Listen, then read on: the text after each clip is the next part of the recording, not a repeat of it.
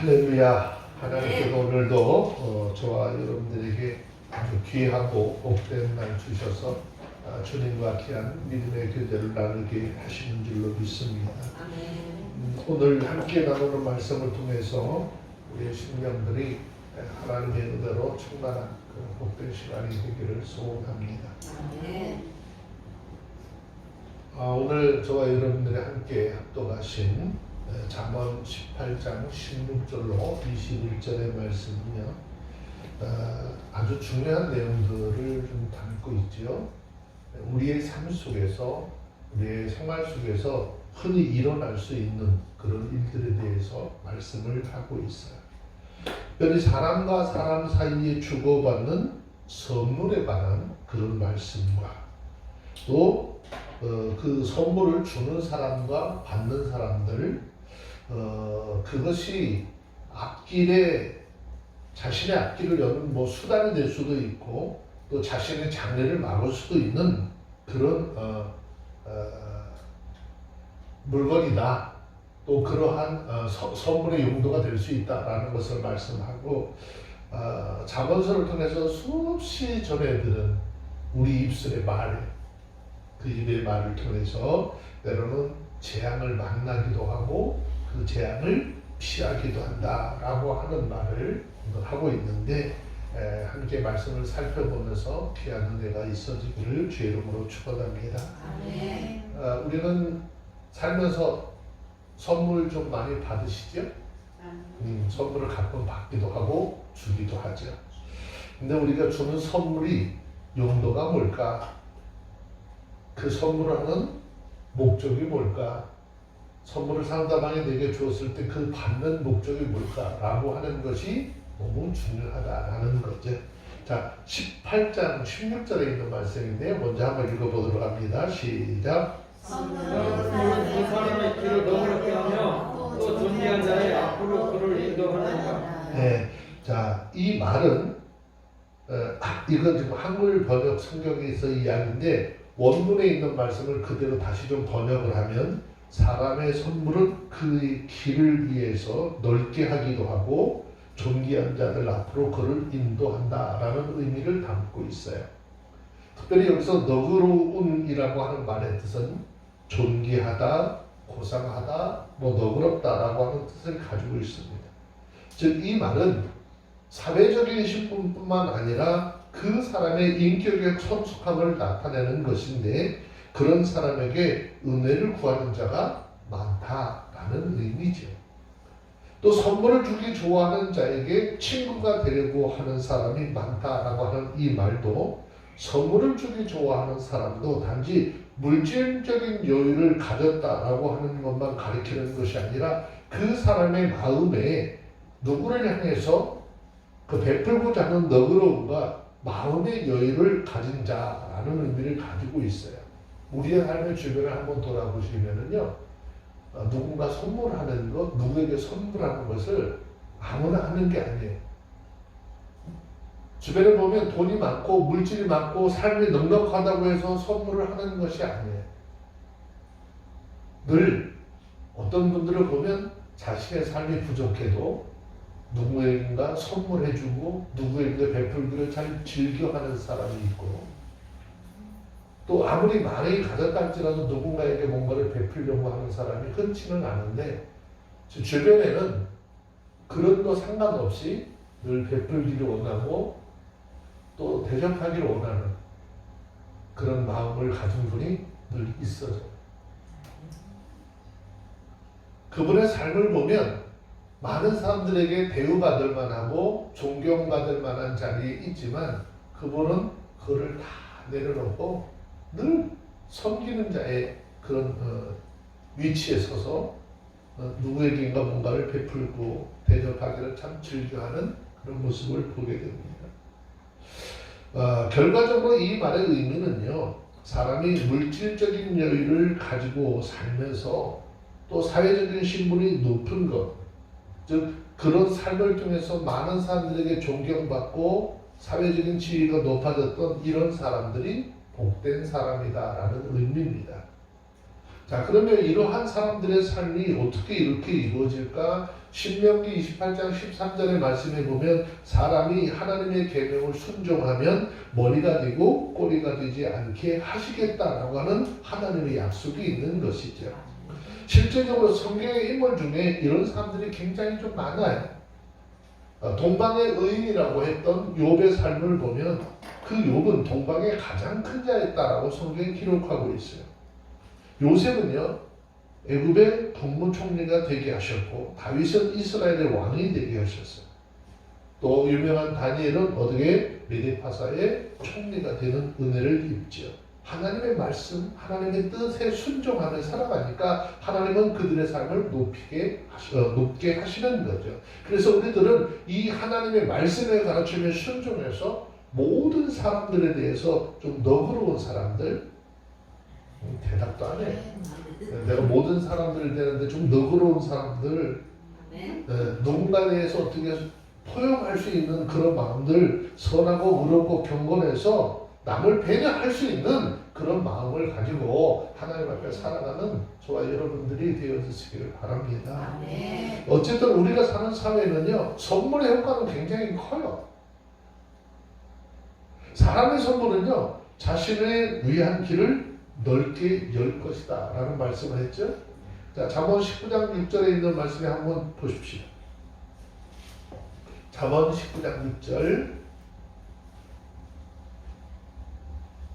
찾아서 한번 읽어볼게요. 시작. 너그러운 사람에게는 은혜를 구하는 자가 많고 선물을 주기 좋아하는 자에게는 사람마다 친구가 되느니라 그랬어요.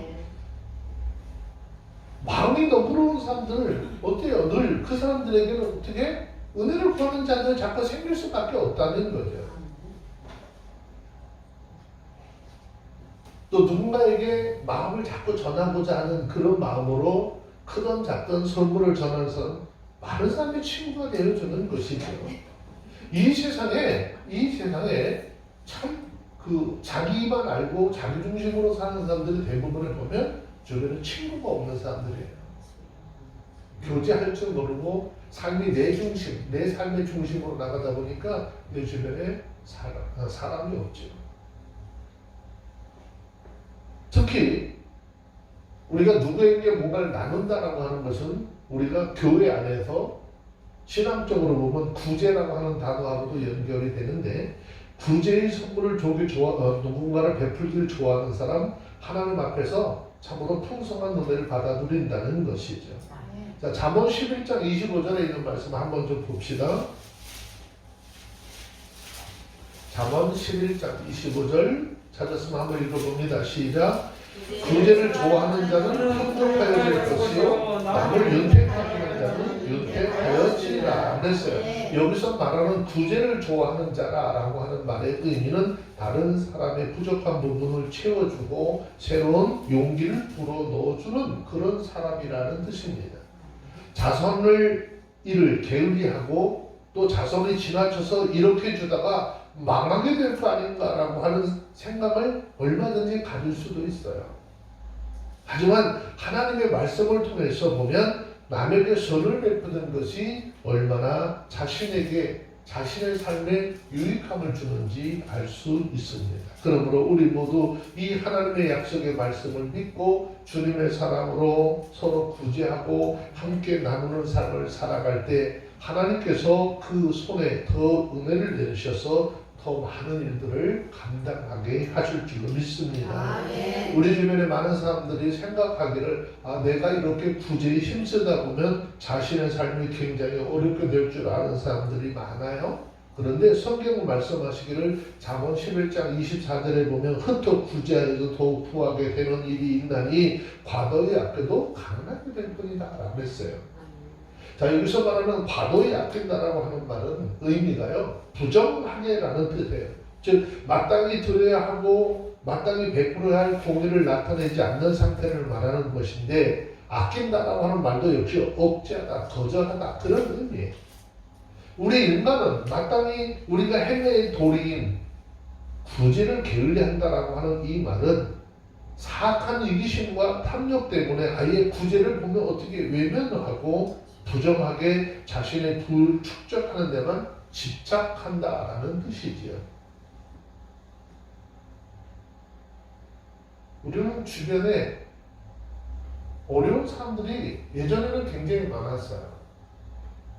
그래서 같은 마음들을 가지고 예전에 저희들 어렸을 때 삶을 보면 집에서 무슨 찌개를 하나 끓여도요 그냥 요만큼 못 끓였어요. 저희 어머니들 때는 이만한 큰 가마솥 같은 데다가 막 끓여가지고 동네 사람들 잔치한다니까.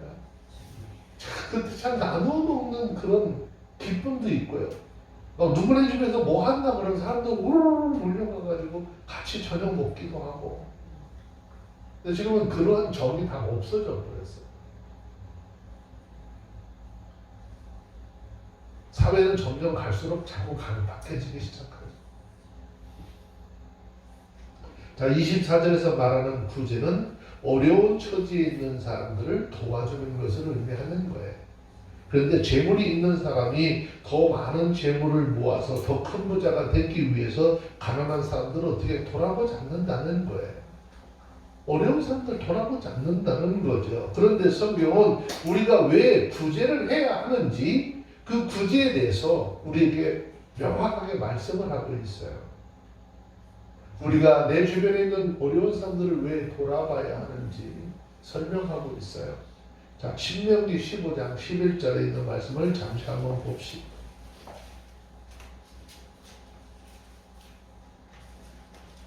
신명기 15장 11절 찾으셨으면 함께 봅니다. 신명기 15장 11절 시작. 땅에는 언제든지 가난한 자가 그치지 아니하겠는고로 내가 내게 명하여 이르노니 너는 반드시 내 경내에 내 형제의 곤란한 자와 궁핍한 자에게 내 손을 펼치라. 왜 그렇게 하라는 거죠? 자, 그 이유는 신명기 15장 7절 8절 말씀에서 이야기하죠. 자, 함께 봅니다. 신명기 15장 7절 8절 시작. 내 하나님 여호와께서 내게 주신 땅 어느 성읍이든지 가난한 형제가 너와 함께 거하거든 그 가난한 형제에게 내 마음을 강팍히 하지 말며 내 손을 움켜쥐지 말고 반드시 내 손으로 그에게 펴서 그 요구하는 대로 쓸 것을 넉넉히 구워주라. 넉넉히 구워주라. 요구하는 대로. 근데 우리는 계산할 때 내 삶도 불편하고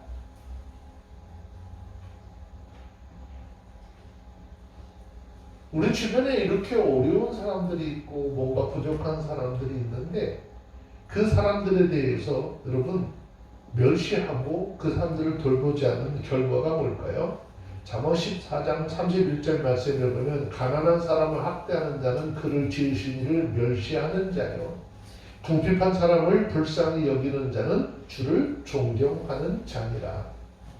결국 무슨 이야기인가 하면 내 삶의 주변에 나보다 조금 힘들고 어려운 사람들을 눈에 띄게 하고 보게 하였다면 그 사람을 어떻게 해?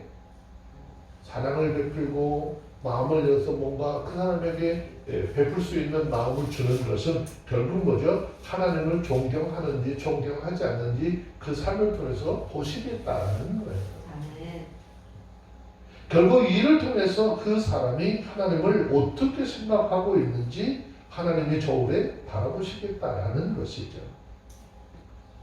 주변에 가난한 사람을 바라보면서 구제의 손길을 펴지 않는 사람, 자신들이 누리고 있는 재물이 하나님이라는 사실을 깨닫지 못하는 어리석은 사람이라는 것입니다.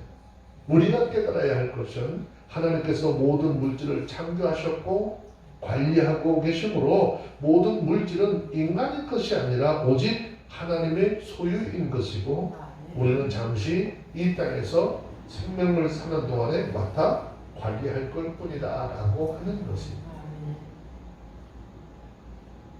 욥이 고백하는 것이 정말 얼마나 간절한 믿음의 신앙, 믿음으로 신앙 고백을 하는지 볼 수 있죠. 내가 모태에서 나올 때 적신으로 나왔으니 하나님께로 돌아갈 때도 적신으로 돌아갈 것이다. 이 땅에 사는 날 동안에 모든 것 주셔서 누리게 하고 사용하게 하신 것 하나님입니다. 그 고백이 쉽지 않습니다. 제가 당해봐서 알거든요. 내가 있던 곳 놓치잖아요. 절대 그 고백 나오질 않아요.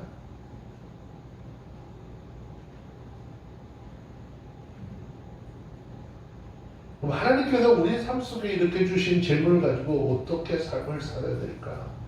성경 마태복음 6장 4절 말씀에 보면 내 구제함을 어떻게 은밀하게 하래. 좀 떠들지 좀 말래요.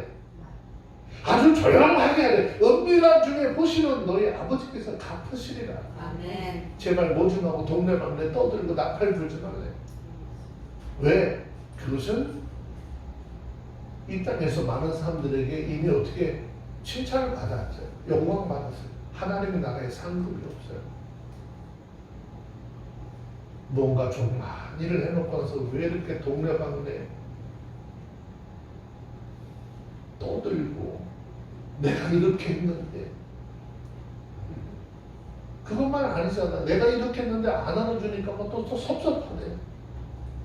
뭐 이러한 모든 것들은요, 여러분 하나님 앞에서 결코 아름답지 못해요. 우리가 여러분 하나님 앞에서 누군가에게 뭔가 구제하는 거 있죠? 누군가에게 뭔가 선을 베푸는 것, 이거 하나님 앞에 빌려드리는 것이라고 그랬어요. 잠언 19장 17절 말씀에 보면 가난한 자 불쌍히 여기는 것 여호와께 꾸이는 것이니 그 선행을 갚아주시리라. 그래서 우리가 이 땅에서 구제하는 것, 이 땅에서 누군가에게 뭔가를 베푸는 것, 하나님 나라에 저축하는 거예요. 그런데 그것을 누가 갚아주실 것이냐? 하나님께서 우리의 삶에 돌려주신대요. 여러분, 우리의 손은 요만하잖아요. 근데 하나님의 손은요, 이 측량할 수 없어요. 크기가.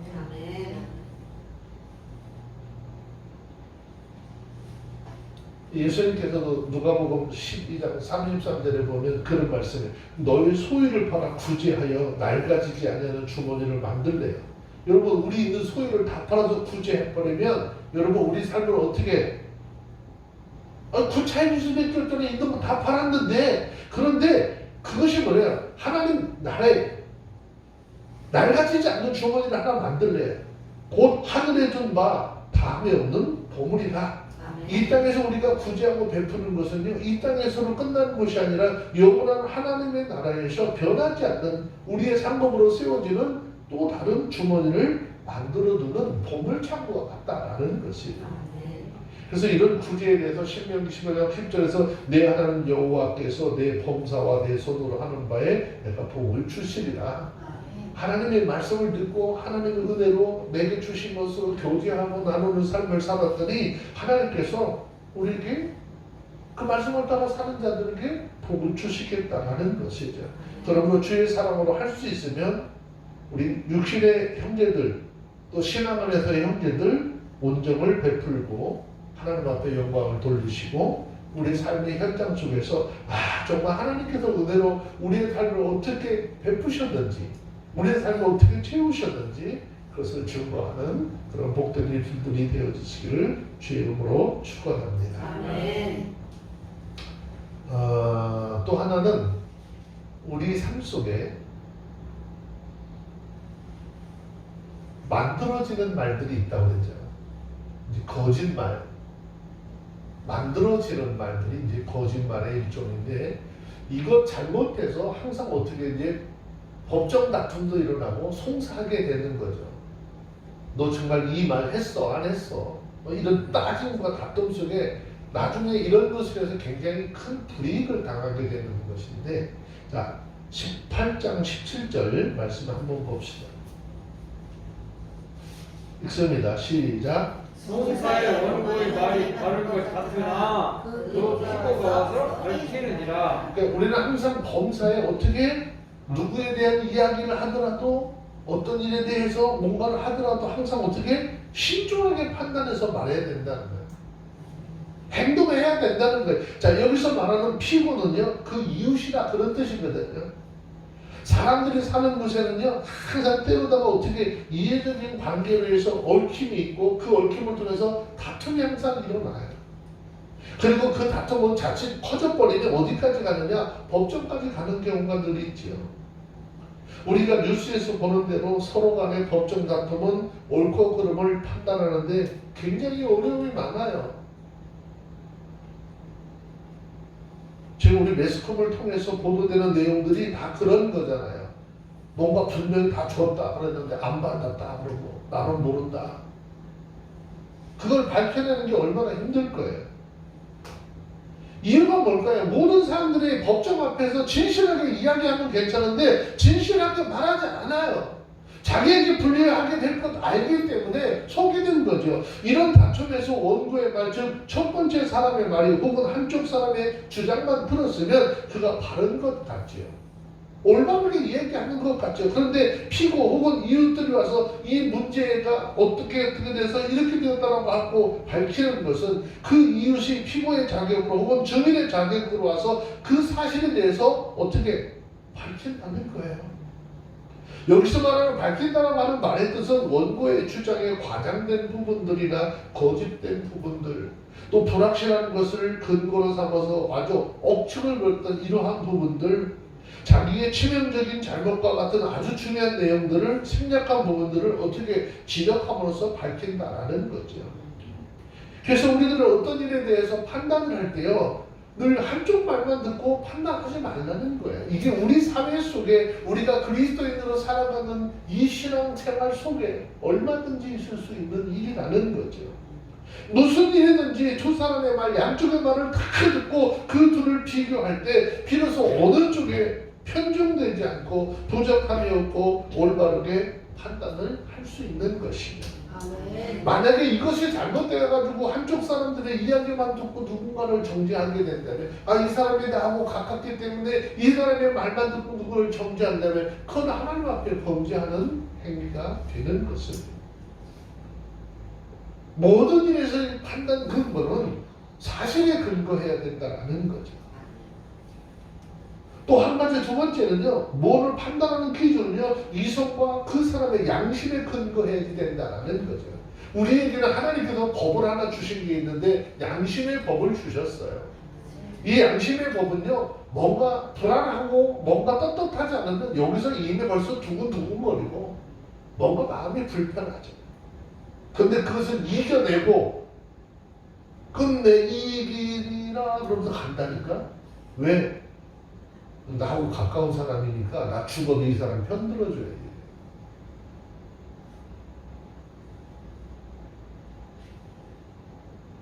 한 가지 더 중요한 것은요, 무엇보다도 하나님의 진리의 말씀에 근거할 수 있어야 한다는 것입니다. 이 세 가지가 이렇게 합쳐질 때 올바른 판단을 할 수 있습니다. 우리들도 살다 보면 이런 일 얼마든지 만날 수 있지. 그런데 어느 한쪽의 말만 급하게 듣고 성급하게 판단하는 어리석은 자들이 되지 말라는 거예요. 양쪽의 말 다 들은 후에 아주 신중하고 바르게 판단해서 또 다른 다툼 만들지 말라는 거예요. 이 다툼은요, 한 사람 편들을 들어서 얘기하잖아요. 아주 꼬리에 꼬리를 물어서 계속 다툼이 일어날 수밖에 없어요.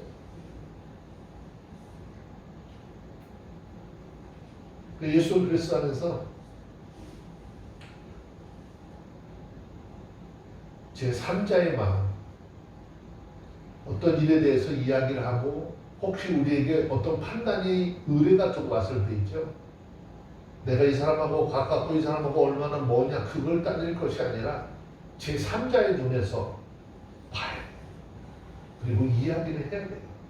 그래야 그것이 공정한 이야기가 될 수 있습니다. 저와 여러분들이 삶을 살면서 우리는 오늘 이 말씀처럼 수많은 일들을 접하고 살아요. 여태까지 우리는 어떻게 되었느냐? 나하고 가까운 사람의 말을 듣게 돼 있어요. 그리고 그 사람의 이야기에 쉽게 설득되어지죠. 양쪽 사람들의 말, 양쪽 상황의 모든 상황들을 다 듣고 아주 정확하게 판단해서 모든 사람들과 교제할 때 서로 좀 불편함이 없는 그런 믿음의 사람들이 되어주시길 바랍니다. 자, 18절 말씀 내려와서 좀 볼까요? 잠언 18절 읽습니다. 시작. 제비 뽑는 것은 다툼을 그치게 하여 강한 자 사이에 해결케 하느니라. 사람들 사이에 많은 다툼이 있어요. 싸움이 있어요. 근데 그것을 그치게 하는 방법으로 제비를 뽑는 것을 이야기하죠. 물론 아무 때나 제비를 뽑기를 해서는 안 되겠지만 제비 뽑기가 필요한 경우가 있어요. 요즘에 모 교단에서는 차기 총회장을 뽑는데 옛날에는 막 로비하고 뭐 해서 했는데 지금은 노예 때 제비 뽑기 한대요. 총회 때 제비 뽑기 한대요. 그래서 그 제비 뽑기로 뽑힌 사람이 부총회장으로 있다가 총회장으로 추대받는 교단마다 그런 일들이 많아요. 이것 때문에 교단이 갈라지고 뭐 싸움들 일어나는 경우들이 많죠. 제비 뽑기를 할 필요성이 있는 경우는 이렇게 좀 굉장히 좀 여러 가지 형태로 또 많은데 사람이 잘잘못이 분명할 때는 이성과 양심과 하나님의 법에 의해서 판단을 해야지 제비 뽑기까지 해서는 안 되는 거예요.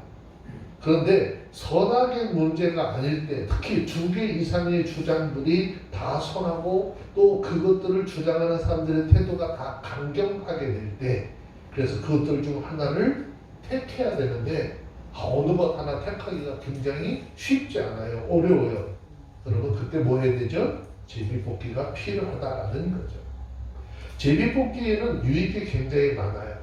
오늘 본문에서 말씀하고 있는 것과 같이 제비 뽑는 것은 사람과 사람 사이의 다툼을 그치게 하고 주장이 강한 사람들 사이의 문제를 해결할 수 있기 때문에 다툼이 되는 두 생각과 의견들 중에 하나를 선택하는 방법이 되는 것이죠. 성경을 읽다 보면 제비 뽑기 하는 예들이 좀 많이 있어요. 요나서 1장 10절에 보시면은 선지자 요나가 하나님의 말씀을 뒤로하고 다시스로 도망을 가잖아요. 근데 그 배가 풍랑을 만나요. 이 도대체 이유와 원인이 뭔지를 모르잖아요. 그래서 그 선장이 선원들과 승객들 중에 제비를 뽑게 하죠. 그래서 지금 이 가는 배에 풍랑이 불어서 이렇게 고통스러운 원인이 뭔지를 찾죠. 여호수아 7장 16절 이하의 말씀에도 보면 여호수아는 어떻게 하나님의 말씀에 불순종하고 그 전쟁에서 재물을 숨겼던 범죄한 아간을 찾아낼 때 제비뽑기를 해서 찾아내잖아요. 이처럼 제비뽑기는 하나님의 섭리에 맡기고 하나님의 선택을 구하는 방법이죠. 자, 그런데 잠언 16장 33절 말씀에 보면 사람이 제비는 뽑으나 그 일을 작정하기는 여호와께 있느니라 라고 했어요. 그러니까 우리들도 우리 이성과 양심과 성경의 법을 판단할 수 있는 분명한 문제가 있고 때로 선택하기 어려운 경우에 제비를 뽑는데 그 제비 뽑는 이유는요 하나님의 뜻을 찾는 한 방법이다라고 하는 것을 깨달아야 한다는 것이죠. 그래서 여기에서 결정이 되어지면 그냥 순종할 수 있어야 돼요. 근데 요것조차도 순종을 못하는 사람들이 있어요. 우리는 정말 내가 하나님의 사람들이라고 한다면 하나님이 이러한 방식을 통해서 우리에게 말씀하시고 일하시는 것 분명히 깨닫고 그것에 순종할 수 있는 우리 모두 되기를 바랍니다. 자, 19절에 있는 말씀으로 내려가서 보겠습니다. 시작. 노엽게 한 형제와 화목하게 과 견고한 손을 취하기보다 어려운 즉 이런 다툼은 항상 빈장하느니라. 이 말은 한마디로 얘기하면 사람의 마음이 얼마나 못됐냐라고 하는 것을 설명하고 있어요. 여기서 말하는 노엽게 한 형제가 이야기하잖아요. 성이 나고 감정이 상한 형제를 나타내는 말이에요. 그 이유는 자신을 노엽게 한 형제의 생각이나 마음을 얻기나 또 그 사람을 설득을 해서 다시 화목하기가 그만큼 어떻게 어렵다는 거예요. 어떤 사람이건 상대방에게서 굳어진 감정은 참 변화시키기 너무 어려운 거예요. 상대방에 대해서 자기 생각으로 굳어질 마음은 이거 풀기가 너무 어려운 거예요. 물론 정당성을 가진 경우도 있겠지만 때로는 생각의 편협함과 잘못 때문에 감정도 행위도 어떻게 그렇게 따라갈 수밖에 없는 것이죠. 본문에서 감정이 상한 사람과 화목하기는 경관성을 취하기보다 어렵다고 그랬어요. 상대방에 대해서 한 번 미워하면 절대로 어떻게 용서하지 않아. 용서할 수 없어. 그런데 정말 하나님의 은혜를 알고 깨닫는 사람은요, 하나님의 말씀이 우리 가운데 들어오잖아요. 가서 마음을 열어놓을 수 있는 거예요. 그 사람이 진짜 하나님의 사람인 거예요.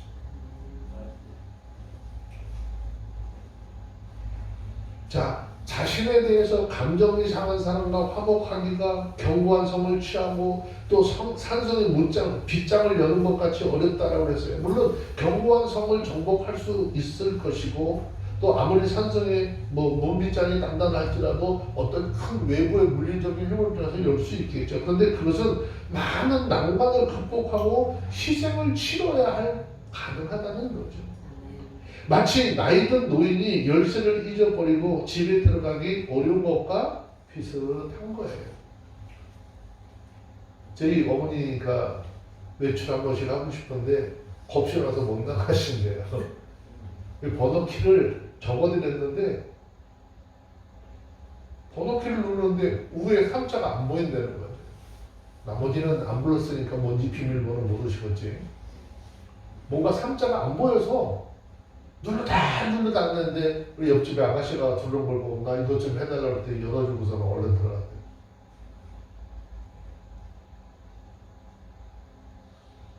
우리 집 열쇠라고 그렇잖아요. 내가 날마다 문을 열고 들어가는 키라고 그걸 모르면 어떡해요? 문 앞에서 여러 시간 서성거려대고 하도 안 되면 어떻게 열쇠 전문가 오기를 기다려야 하잖아요. 열쇠 전문가 오면 금방 따냐? 금방 따지 않아요. 한참 만에 겨우 문을 열고 집에 들어갈 수 있잖아요. 이거는 뭐죠? 사람과 사람이 마음의 감정이 상한 상태에서 화해하기가 얼마나 어려운지를 설명하고 있어요. 우리는 열쇠 전문가들과 같이 하나님께서 그들을 변화시킬 때까지 그냥 내버려 두고 오직 하나님께서 그를 변화시켜 주기를 어떻게 기도해야 돼요. 사람의 말로 가서 뭐 해보려고 그러냐? 자꾸 감정만 더 쌓여. 그냥 하나님 앞에 뭐가 어렵잖아요. 그냥 더 이상 막 가서 변명하고 싸우고 얘기하려고 하지 말고 그냥 기도해. 그럼 어느 날 다가와 있어요. 그럼 다가왔는데 거기다 대고 너 그때 얘기 또 끝나면 또 끝이야. 얘기할 것 없어. 그냥 반갑다고 고맙다고. 그래서 서서히 대화를 하다 보면 나중에 그런 얘기예요. 난 사실은 이런 것 때문에 굉장히 섭섭했어. 본인이 마음의 문을 열고 얘기할 때 그때 나도 이야기할 수 있는 거예요. 사실은 나도 그랬어. 알고 보니까 중간에서 누가 장난질 쳤네. 아유, 내가 밀어난 사람이야. 그럼 또 옆에 듣고 아니요, 내가 밀어난 사람이야.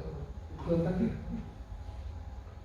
저희가 어렸을 때 동네에 그 튀김집 하는 데가 있었어요. 근데 그 아이가 한 6살, 7살 먹었는데 얼마나 예쁜지 몰라요. 그냥 우리 또래들이 가면 전부 다 삼촌이야. 우리는 아예 막 다 동네 삼촌이야. 근데 친구 하나가 장난기가 딱 발동이 됐네. 얘를 막걸리를 좀 먹여봤어. 근데 얘가 막걸리를 잘 먹네. 홀짝 주는 대로 찰마다 마셨어요. 근데 그 친구들이 먹을 때까지 옆에 앉아가지고 튀김으로 안주 삼아서 막걸리를 얘가 홀짝 먹더니 취했어. 근데 걔한테 막걸리 줬던 친구가 하는 얘기가 걔 이름을 부르면서 야, 삼촌이 죽일 놈이지 이 어린 너를 모르는데 이거 막걸리면 그냥 취하겠네. 그 애기가 하는 얘기가 더 웃겼어요.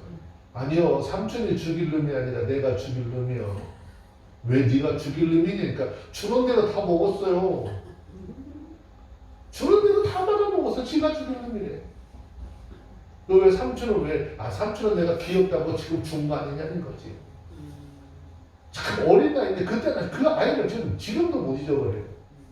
어떻게 어린 아이인데 말을 그렇게 예쁘게 할 수 있을까? 그러니까 막 그 집에는요, 그 아이 때문에, 그 꼬마 때문에 동네 삼촌들이 다 가. 여러분, 사람의 변화는요, 참 안 돼요.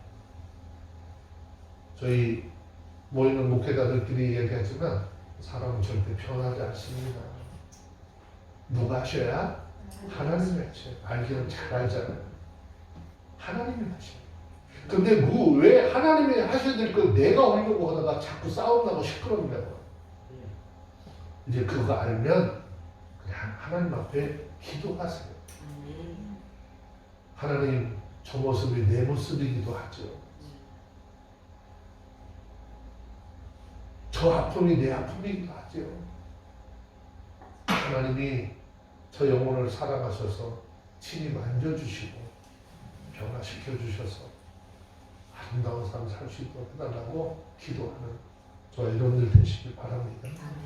오늘 이후로 여러분들 뭐 입에서 누구누구 얘기하지 말아야 이제 대답을 또 안 해. 하나님 앞에 기도하자니까. 그게 제일 내 속도 편한 거예요. 자, 20절 말씀으로 내려가서 봅시다. 왜 이렇게 말 조심해야 되고 누구 정죄하지 말라라고 하는지 설명하는데, 자, 20절 시작.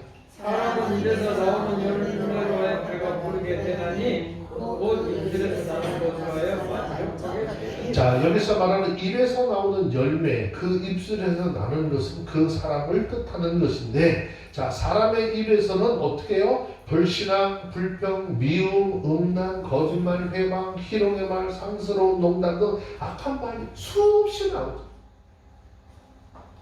이런 것은 입술의 선한 열매가 아닙니다. 본문에서 선한 열매, 이 선한 열매라고 하는 것은요, 우리 입에서 나오는 선한 말을 뜻하는 거예요. 그것은 사람에게 유익을 끼치고 덕을 세우는 그런 선한 말, 은혜로운 말, 감사하는 말, 서로 건면하고 권계하고 위로하고 격려하는 말을 이야기합니다. 이런 말이 우리 입에서 나오는 선한 열매예요. 본문에서 나오는 이러한 선한 열매들로 인해서 뭐 한다고요? 배가 부르고 만족하게 된다라고 그랬어요. 이 말은 결국 뭐죠? 생명의 씨앗이에요.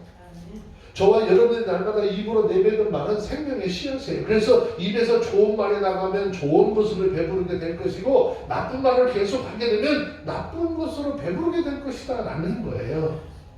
자, 그래서 21절에서 우리가 말하고 그 말을 통해서 얼마나 우리의 삶이 결정되어진지 이야기하는 거죠. 21절 시작.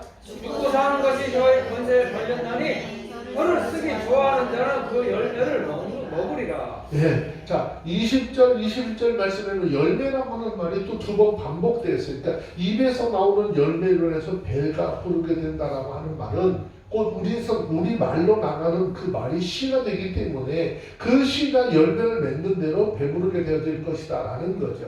혀를 쓰기 좋아하는 자 그 열매를 먹으리라 라고 하는 말, 나쁜 말을 좋아하고 나쁜 것으로 또 선한 말을 좋아하면 선한 것으로, 악한 말을 좋아하면 악한 것으로 채워진다 그 말이거든요.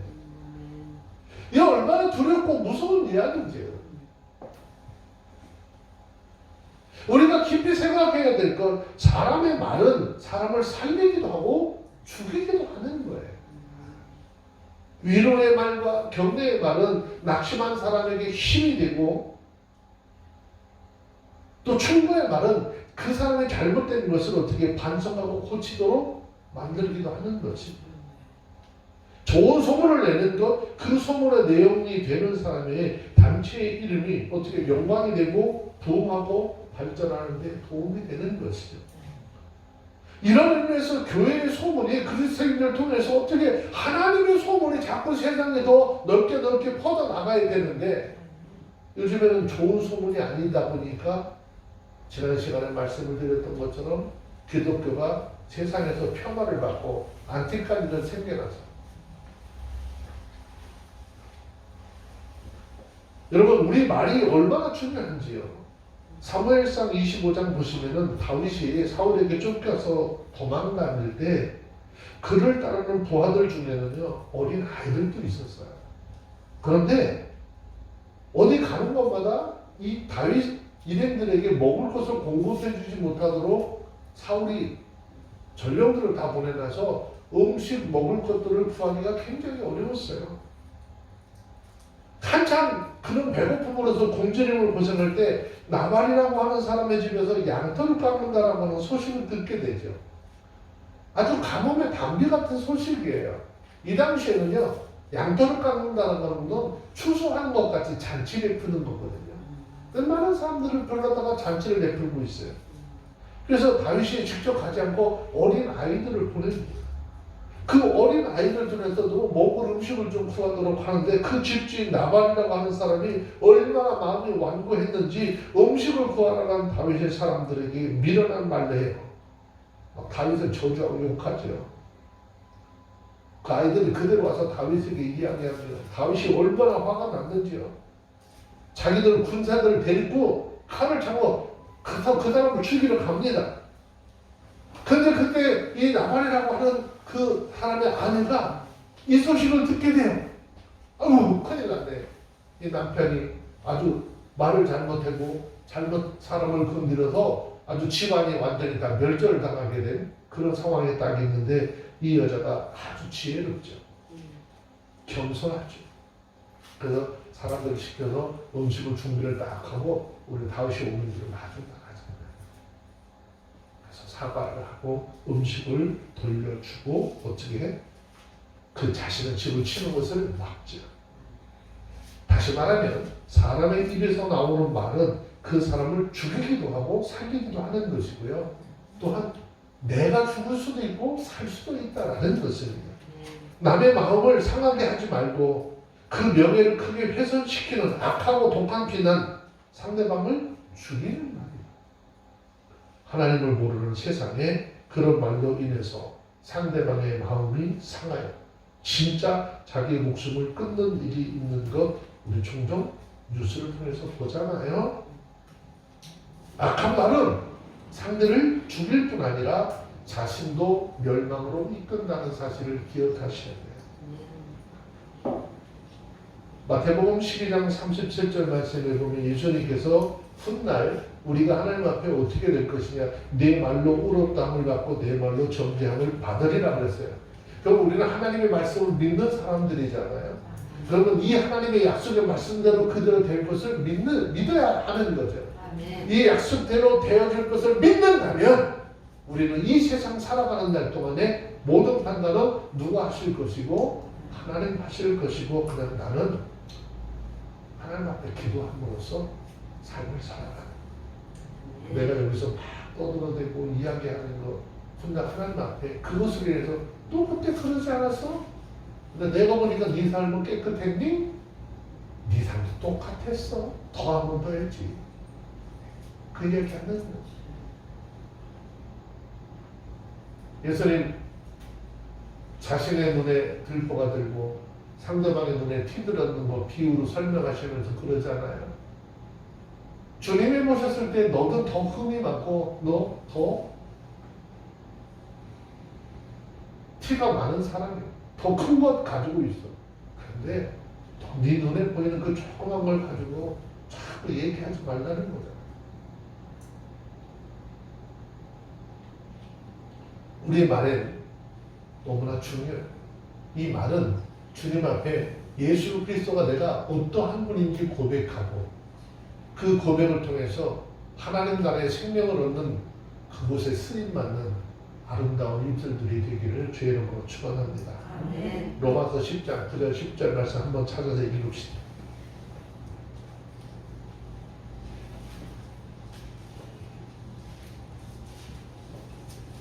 로마서 10장 9절 10절 읽습니다. 시작. 내가 만일 내 입으로 예수를 주로 시인하며 또 하나님께서 그를 죽은 자 가운데서 살리신 것을 내 마음에 믿으면 구원을 얻으리니 사람이 마음으로 믿어 의에 이르고 입으로 시인하여 구원에 이르느니라. 자, 이 말은 굉장히 무서운 이야기인데 우리가 어떻게 입술로 어떠한 말 무엇인가 말을 하는 것은 누군가의 말을 들었던 자기 생각보다 자기 마음속에 뭐가 있다는 거예요? 확신이 있다는 거잖아요. 근데 그 확신이 불확실한 건데 확신을 가지고 자신 있게 얘기하는 사람 너무나 많다는 거예요. 근데 우리가 확신을 가지고 이야기할 것 하나, 오직 예수 그리스도를 믿는 그 믿음을 통해서 예수가 나의 영원한 구원자입니다. 예수를 고백하는 그 고백을 통해서 영원한 구원의 자리에 들어갈 수 있는 저와 여러분들의 삶이 되어주시길 바랍니다. 반대로 우리 입으로 사람들 앞에서 하나님과 예수 그리스도를 부정하는 사람들, 자신의 멸망을 선택한 사람이에요. 우리가 법이라는 것이 있고 규칙이라는 것이 있죠. 근데 어떤 과정을 겪지 않고 뭔가 빨리 성급하게 막 높은 데로 올라가려고 하는 사람들도 있잖아요. 문제가 심각한 거죠. 근데 그건 결국 어떻게 해? 나중에 하나님께서 겪게 하세요. 사람은 자기 혀의 열매, 자신의 말의 열매를 먹습니다. 선한 말은 자신의 삶을 복되게 하지만 죄악된 말은 자신과 또 어떤 상대일지 몰라도 그 사람을 멸망의 길로 빠지게 하는 것입니다. 저와 여러분들, 우리 입술 앞에 파수꾼 세우고 우리 입술의 문을 지키고 사람을 살리고 유익하게 하는 의롭고 선하고 덕스러운 말, 선한 믿음의 열매로 가득한 저와 여러분들의 삶이 되어주시기를 주의 이름으로 축원합니다. 기도하겠습니다. 거룩하신 하나님 감사합니다. 하나님의 귀한 은혜로 이 한 시간도 우리를 붙잡으시고 주의 의를 쫓아 행할 수 있도록 도와주옵소서. 오늘도 우리 입술의 말들이 우리 영혼을 살리고 내 주변의 많은 사람들을 주께로 인도하는 도구가 되게 하시고 오직 주님께만 영광 돌리는 복된 입술들, 삶의 현장들이 되게 하옵소서. 우리 구주 예수님의 이름으로 기도합니다. 아멘.